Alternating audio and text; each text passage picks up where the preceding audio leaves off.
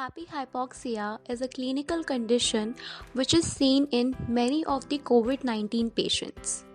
In this video, I'm going to tell you what is happy hypoxia, how you can diagnose it, what is the clinical presentation of happy hypoxia, and what are the causes of it.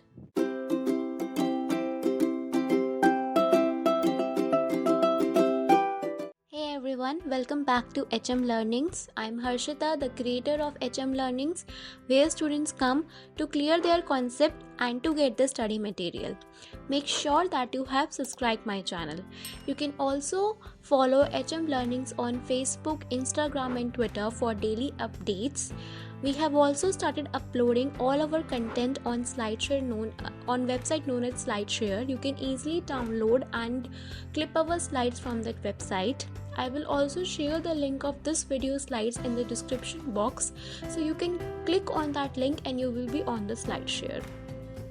So we will start our today's video, that is about the happy hypoxia. So this term happy hypoxia is also known as the silent hypoxia. Now what really does this term mean? So we all know what is hypoxia. Hypoxia is a condition in which the oxygen level in the arterial blood declines. So that results in the hypoxia. Happy or the silent term comes when the awareness, when there is no respiratory discomfort associated with the hypoxia is not seen. The patient is perfectly fine, doesn't show any respiratory discomfort, doesn't show any dyspnea, doesn't show any shortness of breath, but still the oxygen levels in the arterial blood, they are declining. So that is why this term is called as happy or the silent hypoxia. Hypoxia is there, the arterial level of the oxygen is less, but still the patient doesn't show any respiratory discomfort or the dyspnea. Now how this is diagnosed? Because there is no symptom, the patient doesn't show any clinical symptom, or you can say the patient shows clinical symptoms, but the signs, the discomfort is not there on the patient's face. So how you can diagnose this condition? This condition is simply diagnosed very easily by a pulse oximeter, and the pulse oximeter measures what? It measures the oxygen saturation. So basically we all know that in the blood we have a hemoglobin, and hemoglobin has the function of transferring the oxygen from the lungs to the tissues. So you can say that we have a total hemoglobin, and in that total hemoglobin we have some amount of the hemoglobin which is not saturated with the oxygen, and there is some amount of the hemoglobin which is saturated with the oxygen. So oxygen saturation is basically, it tells you that out of total hemoglobin, how much percentage is the hemoglobin in the blood which is being saturated with the oxygen. Suppose a person has a 98% of SpO2. So what does it mean? It means that if 100% is a total hemoglobin, out of that 100%, 98% of the hemoglobin is saturated with the oxygen. So this is what you mean by the oxygen saturation. So if you measure this oxygen saturation in the arterial blood, it is called as an SaO2.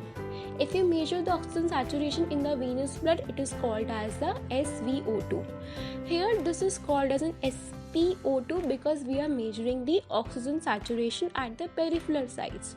We are putting the pulse oximeter either at the fingertip or on the earlobes. Okay, so that is why you are measuring the oxygen saturation at the peripheral sites. That is why it is called as a peripheral oxygen saturation. Okay, so the normal level is between 95 to 100%, but if the level dips below the 94%, we can say that the patient is having the hypoxia. And if the patient is having the SpO2 less than 94%, but the patient seems to be perfectly fine, complaining nothing, so that means he or she is suffering from happy hypoxia. So now you know that there is no symptom which is being reported by the patient, but you have to monitor the SpO2. Okay, so in this case you will have low SpO2 level. Apart from that, there are certain compensatory mechanisms which has been started, like there must be tachycardia. Okay, the pulse rate is more than 100 beats per minute. There is tachypnea, the respiratory rate is more than 20 times per minute. Okay, so these symptoms appear little later in the patient which is having the happy hypoxia. The first thing you need to know, the very important thing, is the low SpO2 level. If the SpO2 level is low, that means you have to admit the patient. Okay, the other things, they are not always present at the first sight, but they can present later on. So tachycardia is there, tachypnea is there, and there is respiratory alkalosis. Because there is tachypnea, there will be carbon dioxide washout, and because of that there will be alkalosis, there will be increase in the bicarbonate level in the blood. So because it occurs because of the hyperventilation, it is called as a respiratory alkalosis. So this signs says that there must be the sensory information which is reaching the brainstem, which is reaching the nucleus of tractus solitarius. Okay, so we know that there is a you can say there are chemoreceptors, the peripheral chemoreceptors are there, and they are sending the impulse to the nucleus of tractus solitarius. So that means that those chemoreceptors, they have sensed that there is low PO2 level, and they are sending the impulse to the nucleus of tractus solitarius, and after that there is tachycardia, there is tachypnea, but there is no conscious awareness of the hypoxia. The patient is not complaining anything to you.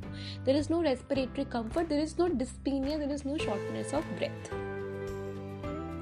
Now, what could be the causes of happy hypoxia? The most frequent cause we are hearing, and actually which cause makes this term so popular, is the COVID-19. COVID-19 is basically causing the happy hypoxia, and many of the patients are there who are reporting with the happy hypoxia, and some of the patients are like that only, that they die at the home only because they don't know that they are having hypoxia. So that is we are seeing in the COVID-19. But apart from that, there are other lung malfunctions. The diseases are also there at which you can see the happy hypoxia, like the atelectasis. So there is collapse of the lungs, and because of that there is hypoxia. Okay, intrapulmonary shunt or right to left intracardiac shunt. So shunt is what do you mean by shunt? Shunt is basically the abnormal circulation. When the right side of the circulation means right side circulation means what? The circulation which is having deoxygenated blood, so it is shunting to the left side without oxygenation, by any other pathway, because of the abnormality in the lungs or in the heart. Without being get oxygenated, it is transferring from right to the left side. So it is called as a right to left shunt. It could occur because of the abnormality in the lung, because of the pulmonary edema, because of emphysema, or there is abnormal in the heart itself, like they could be the septal defects. So these are the causes of the happy hypoxia. So happy hypoxia is a condition in which the patient is perfectly fine, but still the arterial oxygen levels, they are declining. Okay, so with this we are at the end of this video. If you like this video, please like, share and comment on this video.